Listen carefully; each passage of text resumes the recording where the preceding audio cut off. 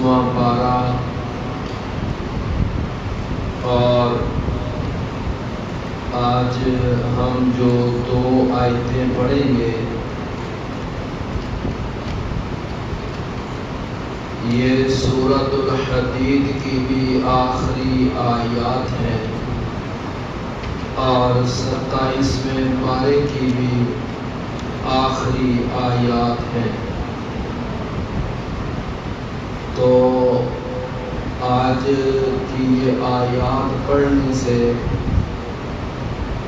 جہاں سورۃ الحدید مکمل ہو جائے گی، اس کے ساتھ 27واں پارہ بھی ہمارا آج مکمل ہو جائے گا۔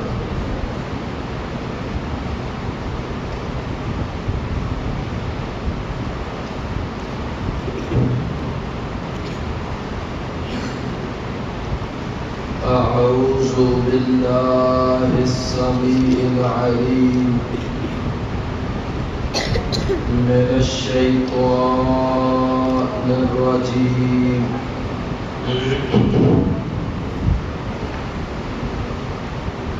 من ہمزہ ونفخہ ونفثہ۔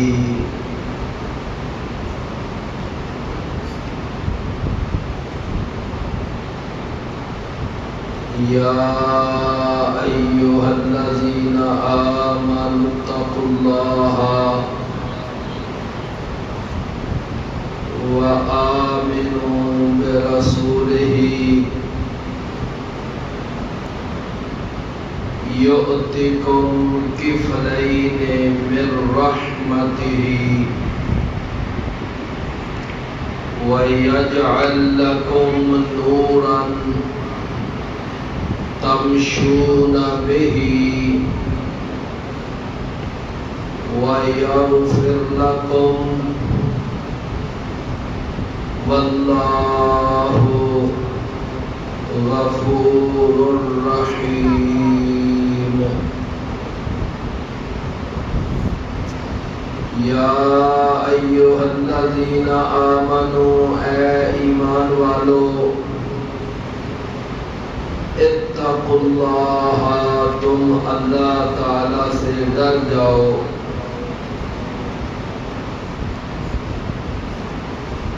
وآمنوا برسولہ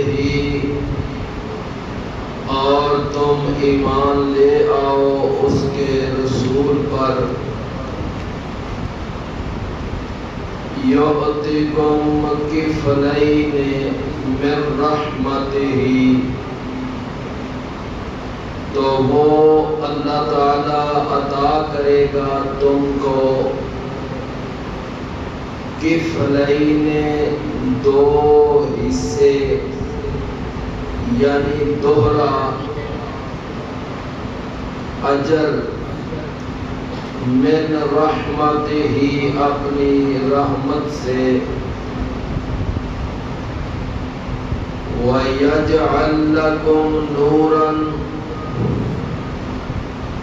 اور وہ بنا دے گا تمہارے لیے ایسی روشنی، تمشون بہ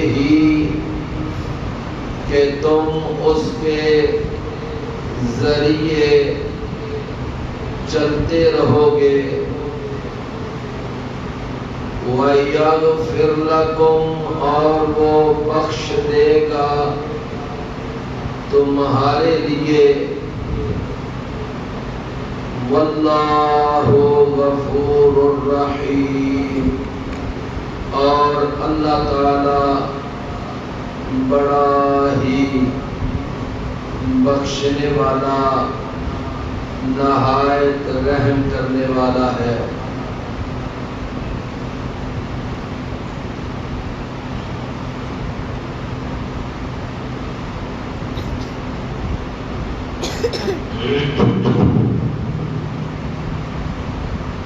اللہ تعالیٰ نے اس آیت مبارکہ میں جو یہ خطاب کیا ہے کہ یا ایھا الذین آمنو، اے ایمان والو. یہاں ایمان والو یہ کن لوگوں کو کہا گیا ہے؟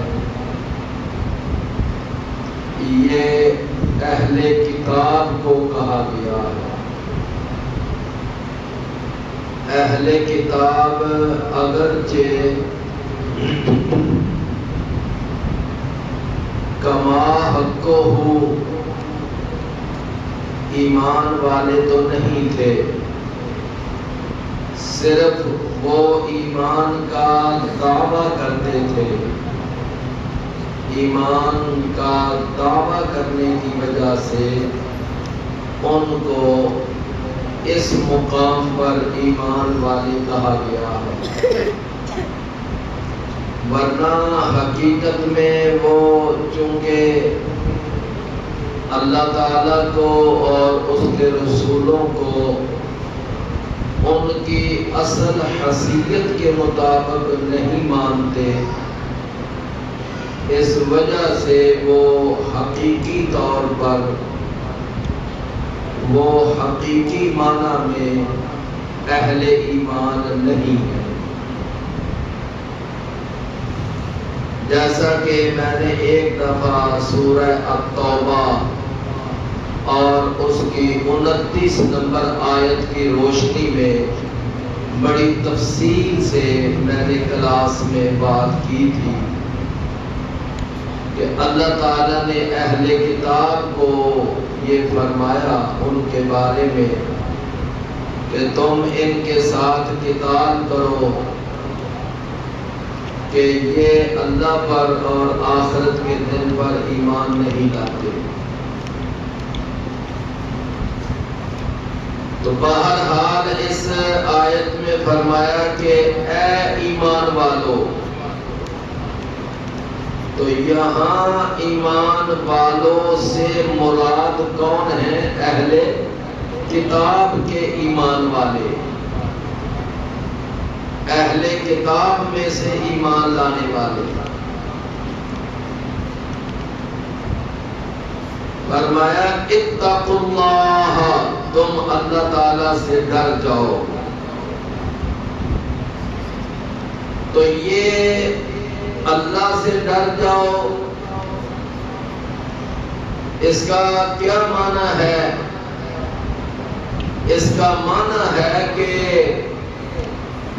تم اللہ تعالی کی ہر اس بات کو تسلیم کرو اور اس پر عمل کرو جس کا اللہ نے تمہیں حکم صادر فرمایا ہے،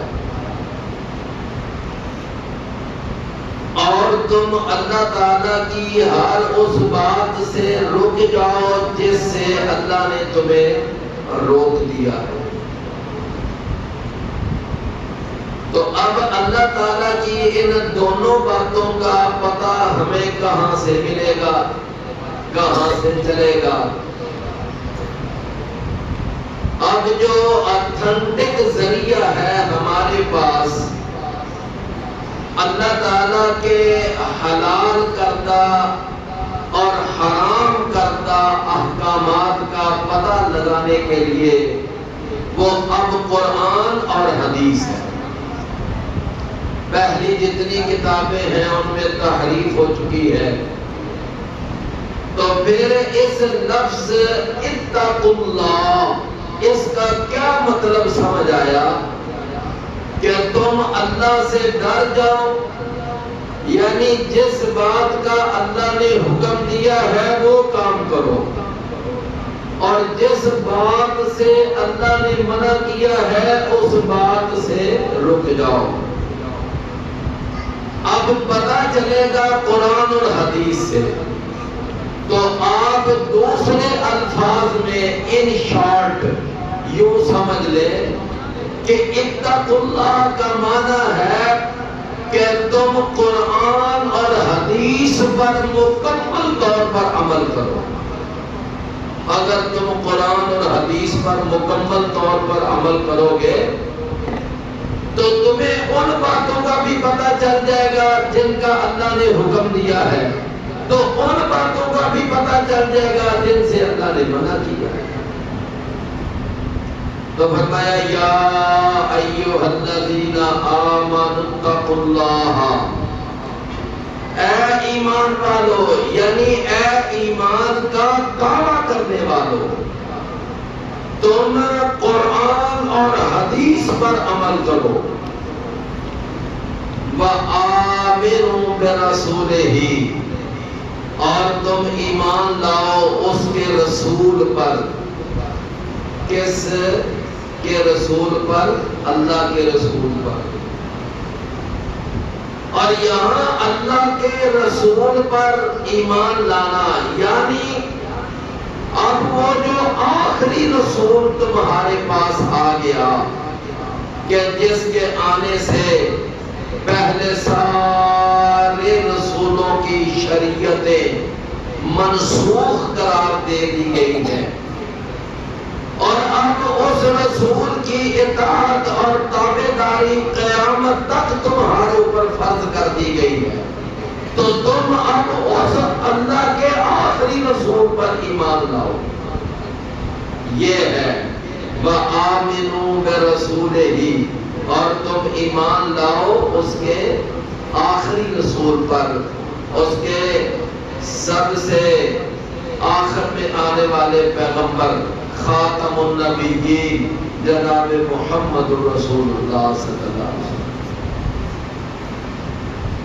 میرے پیارے بھائیوں، وہ آخری پیغمبر کہ جن کی موجودگی میں یا جن کے تشریف لے آنے کے بعد، دنیا میں آ جانے کے بعد، اب دنیا میں اگر جلیل القدر پیغمبر موسیٰ علیہ السلام بھی تشریف لے آئے تو موسیٰ علیہ السلام کی بھی اطاعت اور فرما برداری نہیں کی جائے گی، بلکہ موسیٰ علیہ السلام کو بھی اس پیغمبر کی اطاعت کرنی پڑے گی، اور وہ پیغمبر کون ہے؟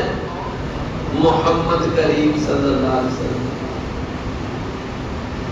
ویسے ایک بات سمجھانے کے لیے ہے کہ اللہ نے ہمیں وہ عظیم پیغمبر، وہ عظیم نبی اور رسول اللہ نے عطا کیا کہ جن کے ہوتے ہوئے یا جن کی رسالت کے ہوتے ہوئے اب کوئی جلیل القدر پیغمبر اور عظیم المرتبت رسول بھی اب قابل اطاعت نہیں رہا، تو کیا اس رسول کی رسالت کے ہوتے ہوئے کسی اور امتی کی اطاعت ہمارے اوپر فرض ہے؟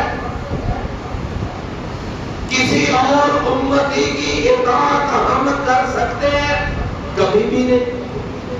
آج لوگوں نے جو اپنے اپنے امام بنا کر ان کی تقلید کے پٹے گلوں میں ڈالے ہوئے ہیں، ہمارے ان بھائیوں کو درد مندانہ غور کرنا چاہیے کہ ہمارا یہ عمل یہ کسی بھی طرح ٹھیک نہیں ہے کہ جب اس پیغمبر کی موجودگی میں موسیٰ علیہ السلام جیسا پیغمبر بھی اب قابل اطاعت نہیں، تو پھر امام ابو حنیفہ قابل اطاعت کیسے ہے؟ امام شافعی قابل اطاعت کیسے ہے؟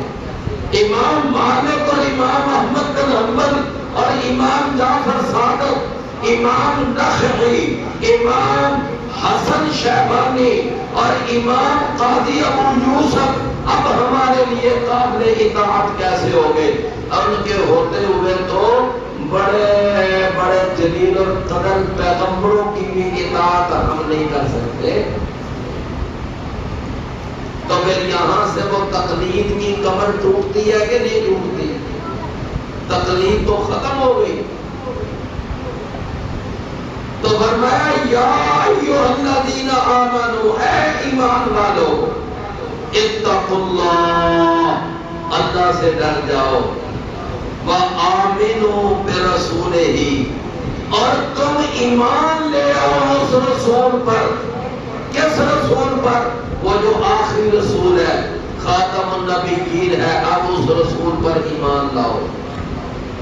اس لیے کہ اللہ تعالیٰ نے اپنے اس رسول کی علامات، نشانیاں اور ان کے بارے میں چرچا اللہ نے پہلی کتابوں کے اندر بھی نازل کیا تھا کہ جب وہ آخری پیغمبر آ جائے نا تو پھر تم نے اپنے اپنے نبی رسول کی اطاعت چھوڑ دینی ہے، تم نے پھر اس پیغمبر کی اطاعت کرنی ہے۔ وہ آخری پیغمبر کی علامتیں بھی اللہ نے پہلی کتابوں میں بیان کی۔ الذی یجدونہ مکتوبا عندہم فی التوراۃ والانجیل، فرمایا جس کا وہ تذکرہ اپنی تورات میں پاتے ہیں، اپنی انجیل میں پاتے ہیں۔ چنانچہ یہی وجہ ہے کہ انجیل کے اندر جناب عیسیٰ علیہ السلام کی زبان سے تو اللہ نے صرف علامتیں ہی نہیں، اس پیغمبر کا نام بھی بیان کر دیا۔ فرمایا کہ میرے بعد ایک ایسا نبی آئے گا کہ اس کا نام احمد ہوگا، یأتی من بعد اسمہ احمد، اس پیغمبر کا نام کیا ہوگا؟ احمد۔ چنانچہ نبی صلی اللہ علیہ وسلم کے سب سے معروف نام دو ہیں، ایک محمد اور ایک احمد۔ تو میرے پیارے بھائیوں، اللہ تعالیٰ بیان کر رہا ہے کہ اے یہود و نصارا، تم قرآن اور حدیث کی پیروی کرو اور تم اس رسول کی اتباع کرو، وہ جو آخری رسول ہے اور جس کا چرچا اور تذکرہ اور بشارتیں تم اپنی کتابوں میں بھی پاتے ہو، یعنی تورات میں، انجیل میں، زبور میں، دیگر کتابوں میں اس نبی کا چرچا موجود ہے۔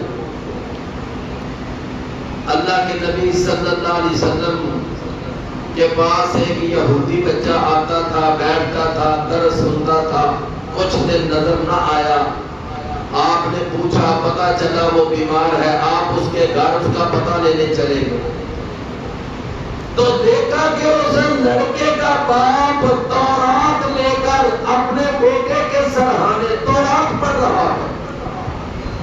تو آپ نے پوچھا کہ یہ جو تورات پڑھ رہے ہو، میں تجھے اس رب کی قسم دے کر یہ بات پوچھتا ہوں جس نے موسیٰ علیہ السلام کو سچا نبی بنا کر دنیا میں بھیجا، بتائیں اس تورات میں میرا چرچا، میری بشارتیں موجود ہیں کہ نہیں؟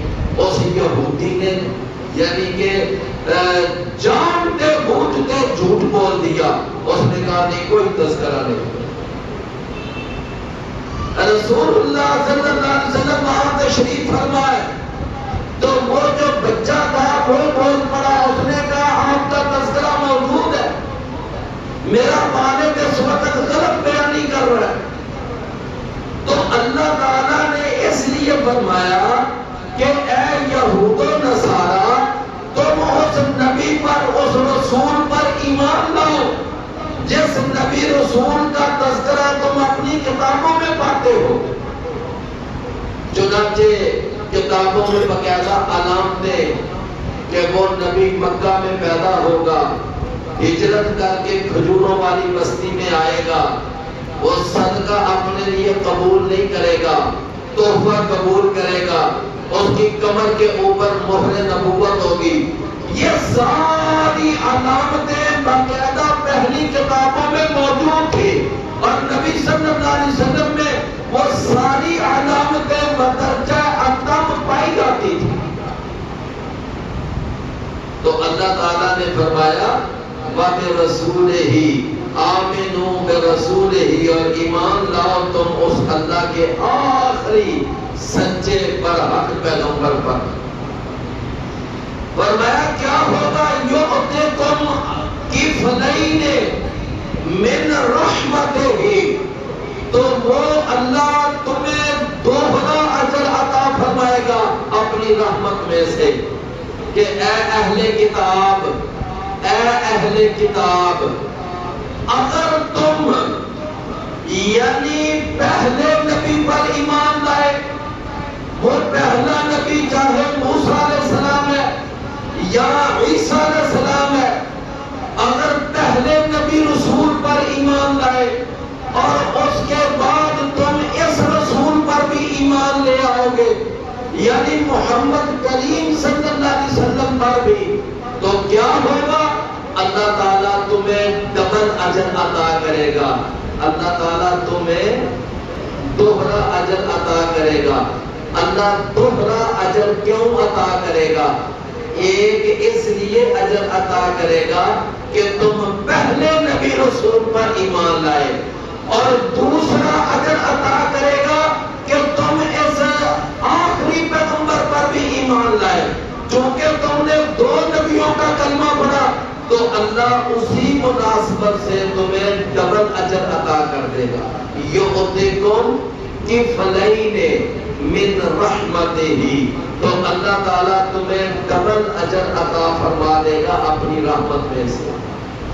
کیوں بھی بات آپ سمجھ رہے ہیں نا کہ اس آیت میں اللہ نے ڈبل اجر کی بشارت کن لوگوں کے لیے بیان کی ہے؟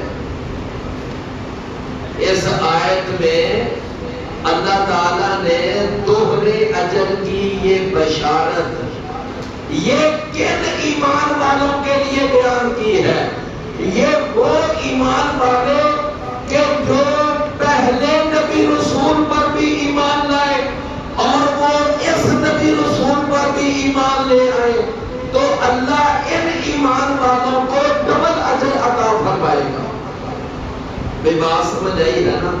عبداللہ بن سلام رضی اللہ عنہ، عبداللہ بن سلام رضی اللہ عنہ یہ ان خوش نصیب لوگوں میں سے ہے کہ جو پہلے نبی پر بھی ایمان لائے اور نبی صلی اللہ علیہ وسلم پر بھی ایمان لائے۔ جناب سیدنا کعب الاحبار یہ بھی ان خوش نصیب لوگوں میں سے ہے جو پہلے نبی پر بھی ایمان لائے اور اس نبی پر بھی ایمان لائے۔ اسی طرح حبشہ کا بادشاہ نجاشی وہ بھی ان خوش نصیب لوگوں میں سے ہے کہ جو پہلے نبی جناب عیسیٰ پر بھی ایمان لائے اور محمد صلی اللہ علیہ وسلم کا بھی انہوں نے کلمہ پڑھ لیا۔ تو یہ وہ خوش نصیب ہے کہ اللہ تعالیٰ جن کو ڈبل اجر عطا کرے گا، ڈبل اجر، پہلے نبی پر ایمان لانے کا اجر اور اس نبی پر ایمان لانے کا اجر، تو اللہ ان کو دوہرا اجر عطا فرمائے گا۔ میرے اور آپ کے پیارے پیغمبر، میرے اور آپ کے پیر و مرشد، ہادی و رہنما، پیشوا اور مقتدا، جناب محمد رسول اللہ صلی اللہ علیہ وسلم نے ارشاد فرمایا، اور یہ صحیح بخاری میں حدیث ہے، آپ نے فرمایا کہ اللہ تعالی تین قسم کے افراد ہیں کہ جن کو اللہ ڈبل ڈبل اجر عطا فرمائے گا۔ تین قسم کے افراد، فرمایا ان میں سے ایک وہ ہے کہ جو اپنے پہلے نبی پر ایمان لایا اور پھر جب اس نے محمد صلی اللہ علیہ وسلم کے بارے میں سنا تو اس نے محمد صلی اللہ علیہ وسلم کا بھی کلمہ پڑھ لیا، تو گویا کہ اللہ تعالیٰ اس کو ڈبل اجر عطا فرمائے گا۔ جیسا کہ ابھی میں نے چند مثالیں آپ کو دی، عبداللہ بن سلام، سیدنا کعب الاحبار، نجاشی بادشاہ حبشہ کا، تو یہ وہ لوگ ہیں کہ جو اہل کتاب ہے اور وہ دوہرے اجر کے حقدار بنے۔ دوسرا شخص آپ نے بیان کیا کہ وہ آدمی کہ جس آدمی کے پاس ایک لونڈی ہے، اب یہ لونڈی کی بات کرتے وقت میں یہ ساری بات سمجھانی پڑتی ہے کہ یہ لونڈی ہوتی کیا ہے۔ میرے بھائیوں، یہ لونڈیوں کا اور غلاموں کا آج کل چونکہ سلسلہ ناپید ہے، ختم ہے، اس لیے ہمیں یہ ذرا بات سمجھنے میں سمجھانے میں دقت محسوس ہوتی ہے۔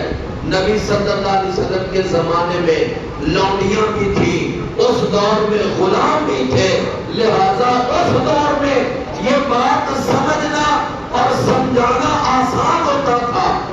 لونڈی اگر کسی قوم سے جنگ ہوئی ہے تو اس جنگ کے نتیجے میں وہاں پر جو عورتیں وہ فاتح قوم کے ہاتھ میں آ جاتی اور جو مرد فاتح قوم کے ہاتھ میں آ جاتے، اور بچے تو وہ بچے، وہ جوان، وہ بوڑھے، وہ عورتیں، وہ سب ان کے پاس قیدی بن جاتے۔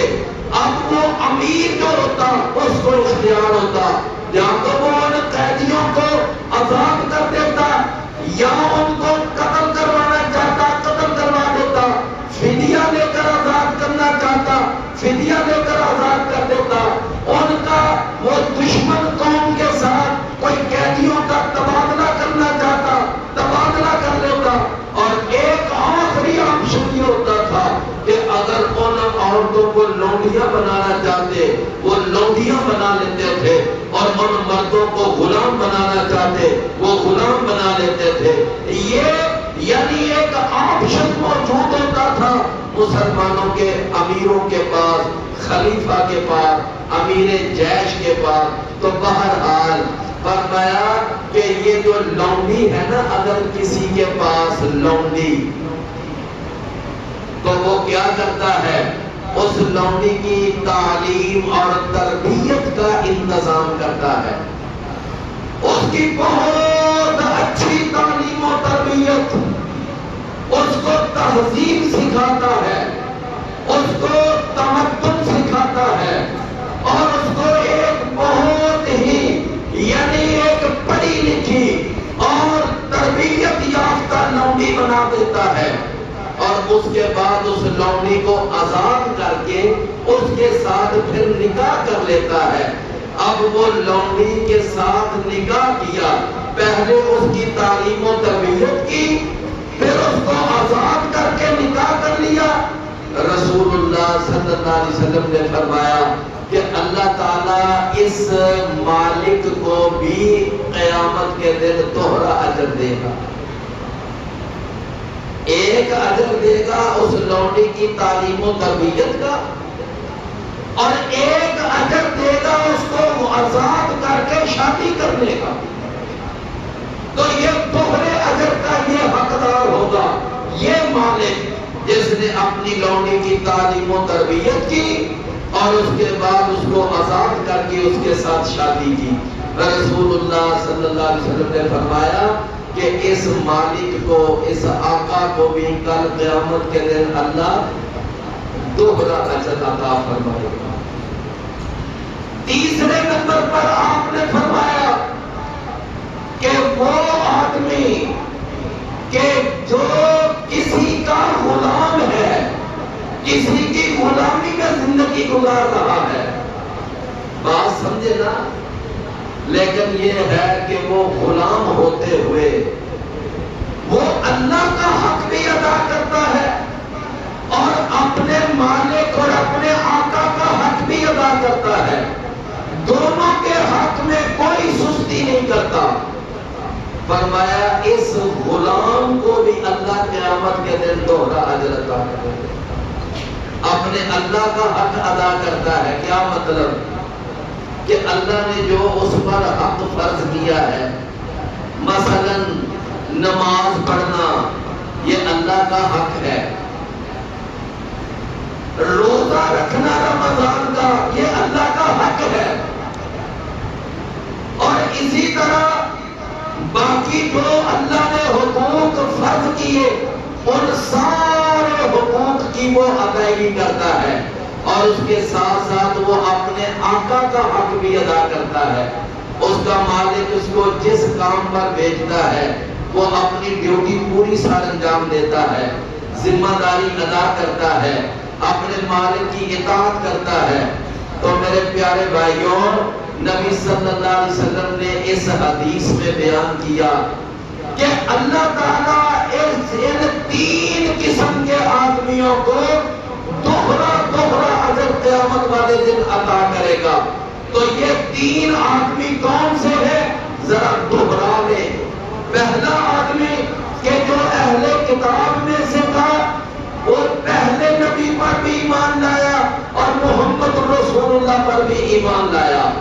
دوسرا وہ شخص جس کے پاس ایک لوٹی ہے، اس نے اس کی تعلیم و تربیت کی اور اس کے آزاد کیا اور اس سے نکاح کر لیا، اس کو بھی دوہرا اجر ملے گا۔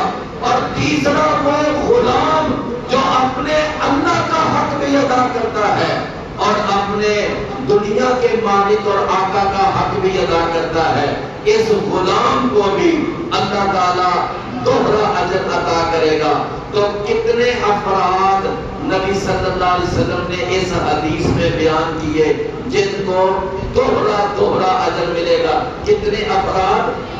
3 افراد۔ میں بات سمجھ آ رہی ہے نا؟ چوتھا فرد یا چوتھی قسم جن کو دوہرا اجر ملے گا، ذرا توجہ سے سننا۔ نبی کریم صلی اللہ علیہ وسلم نے فرمایا کہ میں تمہیں اس امت محمد اور پہلی امتوں کے عمل اور اجرت کی مثال دیتا ہوں، ذرا مثال سمجھیے گا۔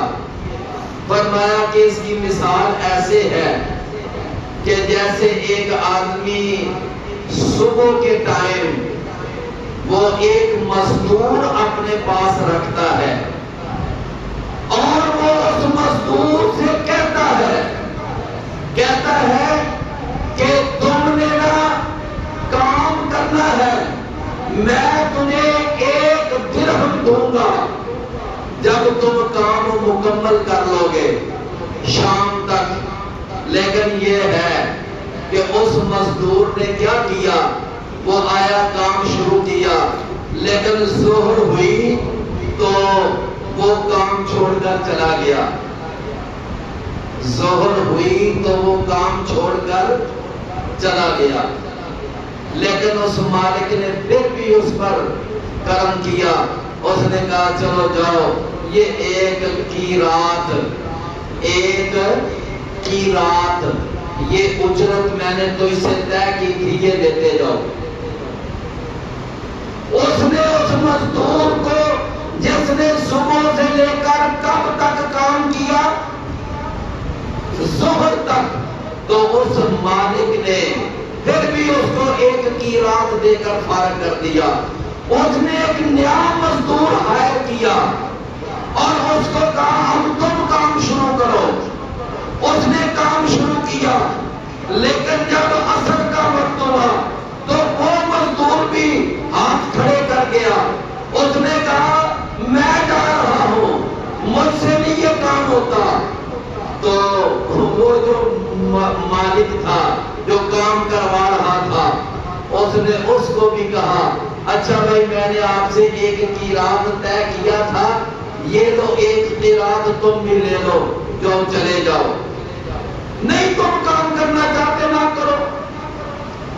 وہ دوسرا مزدور اس نے کب کام شروع کیا؟ ظہر کے وقت، اور کب وہ چلا گیا چھوڑ کر؟ عصر کے وقت۔ لیکن اس مالک نے اس کو بھی 1 کی رات دے دیا۔ اس کے بعد اس نے ایک تیسرا مزدور ہائر کیا اور اس کو ہائر کیا عصر کے وقت۔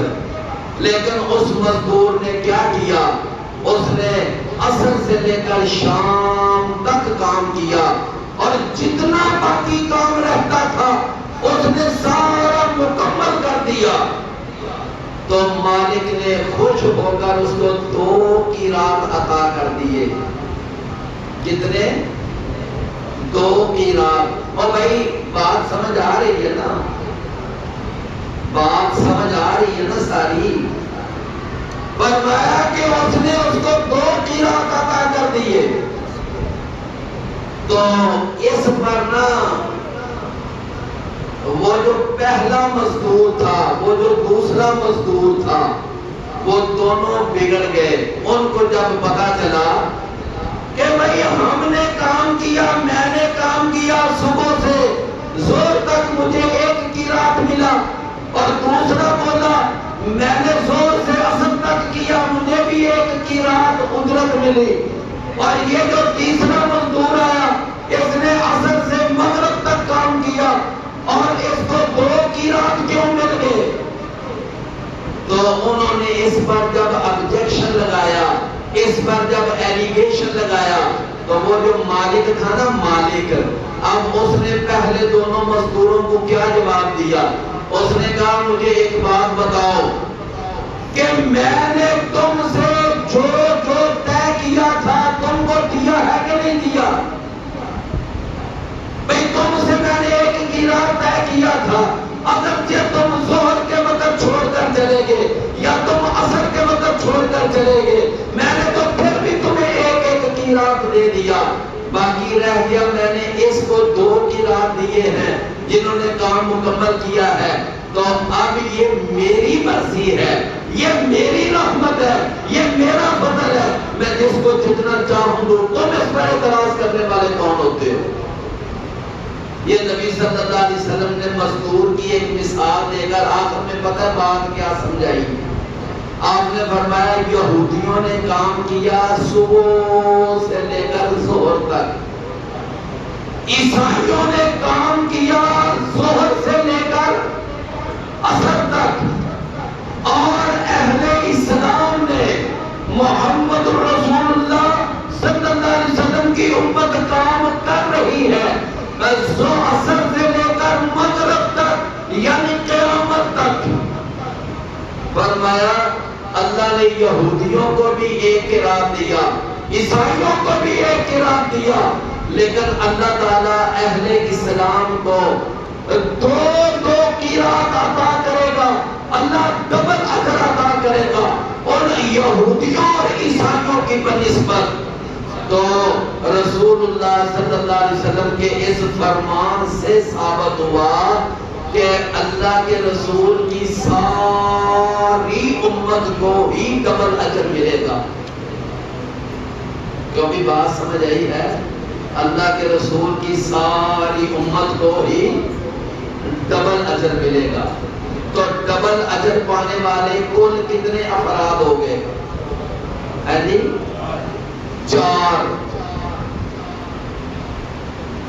ایک حدیث میں 3 بیان ہوئے اور ایک حدیث میں 1 بیان ہوا، 3 اور 1 4۔ اب ایک تیسری حدیث سنے، رسول اللہ صلی اللہ علیہ وسلم نے فرمایا میرے بھائیو مجھے احساس ہے کہ سخت گرمی ہے، تو میں بھی چاہتا ہوں کہ میں جلد اپنا یہ سبق مکمل کروں۔ ابھی یہ 37 منٹ ہوئے ہیں، تو میں انشاءاللہ 45-46 منٹ پر اپنا درس مکمل کر دوں گا، لیکن آپ سے بھی التماس ہے کہ بس ذرا غور سے بات سنیں تاکہ میں 10 منٹ کے اندر اپنی بات کو مکمل کر لوں۔ تیسری ایک حدیث ہے، نبی صلی اللہ علیہ وسلم نے فرمایا کہ الماہر بالقرآن، کہ جو قرآن کا بڑا ماہر ہے، یعنی قرآن کی تفسیر جانتا ہے، ترجمہ جانتا ہے، اس کی سارے اس کے معانی مطالب کو جانتا ہے، وہ آدمی اس کی تو شان کا کہنا ہی کیا۔ فرمایا وہ کل قیامت کے دن بڑے بڑے معزز اور لکھنے والے فرشتوں کے ساتھ ہوگا۔ الماہر بالقرآن مع السفرۃ الکرام البررہ، وہ بڑے بڑے نیکوکار لکھنے والے معزز فرشتوں کے ساتھ فرمایا والذی یتتعتع، اور وہ بیچارہ جس کو پوری طرح قرآن پڑھنا نہیں آتا لیکن وہ اٹک اٹک کر پڑھتا ہے، تو نبی صلی اللہ علیہ وسلم نے فرمایا اللہ اس اٹک اٹک کر پڑھنے والے پر بھی اتنا خوش ہوتا ہے کہ اللہ قیامت کے دن اس کو ڈبل اجر عطا کرے، ایک اجر اس کی لگن کا اور ایک اجر اس کی تلاوت کا۔ تو میری بات آپ سمجھے ہیں؟ تو کتنے افراد ہو گئے ٹوٹل؟ جی 5۔ پچھلے یاد ہے کہ بھول گئے ہیں؟ یاد ہے نا؟ اہل کتاب میں سے کلمہ پڑھنے والا پہلے نمبر پر، نمبر 2 ایک لونڈی کو تربیت دے کر آزاد کر کے شادی کرنے والا، نمبر 3 وہ غلام جو اپنے اللہ کا اور اپنے مالک کا دونوں کا حق ادا کرتا ہے، نمبر 4 وہ امت محمدیہ کے تمام افراد، ہر فرد ڈبل اجر کا وہ حقدار ہے، کیونکہ نبی صلی اللہ علیہ وسلم نے فرمایا پہلی امتوں کو ایک ایک قیرات ملے گا اور اس امت کو 2 قیرات اجر ملے گا، اور 5ویں نمبر پر جو اٹک اٹک کر قرآن پڑھتا ہے۔ نمبر 6 رسول اللہ صلی اللہ علیہ وسلم نے فرمایا اگر کوئی آدمی مجتہد ہے اور فقیہ ہے، جس طرح کہ آپ دیکھیں امام بخاری ہے، امام مسلم ہے، امام ابو حنیفہ ہے، امام مالک ہے، امام شافعی ہے، امام ابن تیمیہ ہے، امام ابن کثیر، یہ بڑے بڑے چوٹی کے علماء، امام ابن حزم ہے، فرمایا وہ مجتہد جو قرآن کی کسی آیت پر یا نبی صلی اللہ علیہ وسلم کی کسی حدیث پر غور کرتا ہے اور غور کر کے وہ مسئلہ بیان کرتا ہے، فرمایا اگر وہ مسئلہ صحیح بیان کر دے گا اللہ اس کو ڈبل اجر دے گا، اور اگر وہ مسئلہ غلط بھی بیان کر دے گا نا تو اللہ اس کو سنگل اجر ضرور دے گا۔ کیوں بھی بات سمجھ آئی ہے کہ اس امت کا وہ مجتہد جو اجتہاد کرتا ہے، غور و فکر کر کے مسئلہ بتاتا ہے اور وہ صحیح مسئلہ بتا دے تو اس کو کتنا اجر ہے؟ 2 اجر۔ کیوں بھئی 2 اجر پانے والے کل کتنے افراد ہو گئے؟ ہے جی 6 افراد۔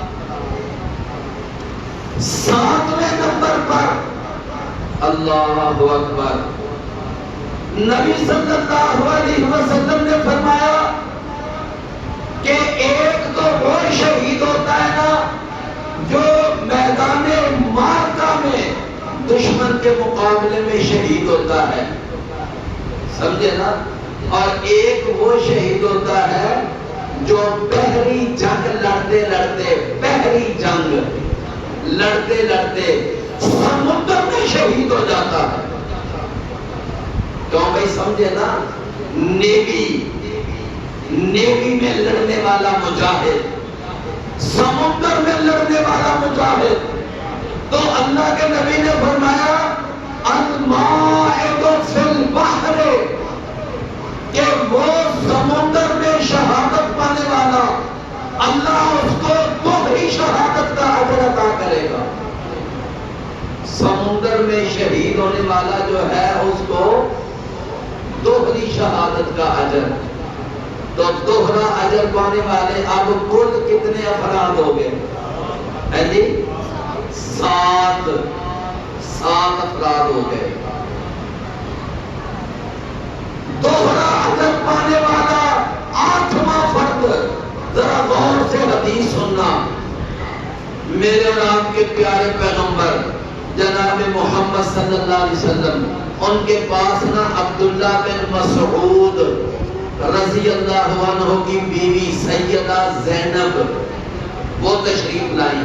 عبداللہ بن مسعود آپ جانتے ہیں نا، بہت بڑے عالم، چوٹی کے عالم، اور ان کی بیوی سیدہ زینب وہ آ کر کہتی ہے اللہ کے رسول میرا خامد جو ہے نا وہ مالی اعتبار سے، معاشی اعتبار سے بڑا کمزور ہے، گھر کا خرچہ نہیں چلا سکتا، لیکن میں اپنے والدین کی طرف سے اچھی پوزیشن میں ہوں.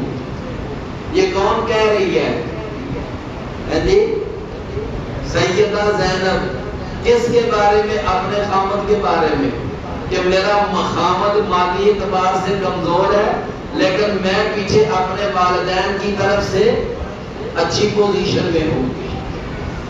تو آپ مجھے بتائیں کہ اگر میں اپنے خامد پر صدقہ کروں تو کیا مجھے اس صدقے کا اجر ملے گا؟ یعنی بیوی صدقہ کرے کس پر؟ اپنے خامد پر. تو نبی صلی اللہ علیہ وسلم نے فرمایا زینب اللہ تجھے دوہرا اجر عطا کرے گا. ایک اجر اللہ تجھے عطا کرے گا صدقہ کرنے کا، اور ایک اللہ اجر عطا کرے گا رشتہ داری نبھانے کا. ایک اجر عطا کرے گا صدقہ کرنے کا اور دوسرا رشتہ داری نبھانے کا. کتنے ہو گئے؟ ہیں جی 8 افراد جو دوہرے اجر کے حقدار ہیں. اللہ تعالیٰ نے قرآن میں 22واں پارہ پہلی آیت، 22واں پارہ پہلی آیت، ذرا آیت غور سے سننا. فرمایا وَمَن يَقْنُتْ مِنْكُنَّ لِلَّهِ وَرَسُولِهِ وَتَعْمَلْ صَالِحًا، کہ اے نبی صلی اللہ علیہ وسلم کی بیویوں، اگر تم میں سے جو عورت بھی اللہ کی فرما برداری کرے گی، اس کے رسول کی فرما برداری کرے گی، وَتَعْمَلْ صَالِحًا، اور وہ نیک عمل کرے گی، نُعْطِهَا أَجْرَهَا مَرَّتَيْنِ، تو ہم اس کو بھی ڈبل اجر عطا کریں گے. یعنی نبی صلی اللہ علیہ وسلم کی بیویوں کو بھی ڈبل اجر کی بشارت. نبی صلی اللہ علیہ وسلم کی بیویوں کو بھی ڈبل اجر کی بشارت. اور نبی صلی اللہ علیہ وسلم کی بیوی کس بیوی کو ڈبل اجر کی؟ کہ جو بھی اللہ اور اس کے رسول کی فرما برداری کرے گی اور جو بھی نیک عمل کرے گی، تو آپ کی ہر بیوی اللہ اور اس کے رسول کی فرما برداری کرنے والی تھی اور ہر بیوی نیک عمل کرنے والی تھی، لہذا ہر بیوی وہ ڈبل اجر کی مستحق ہے. تو کل کتنے افراد ہو گئے؟ 9 جو ڈبل اجر کے مستحق ہیں.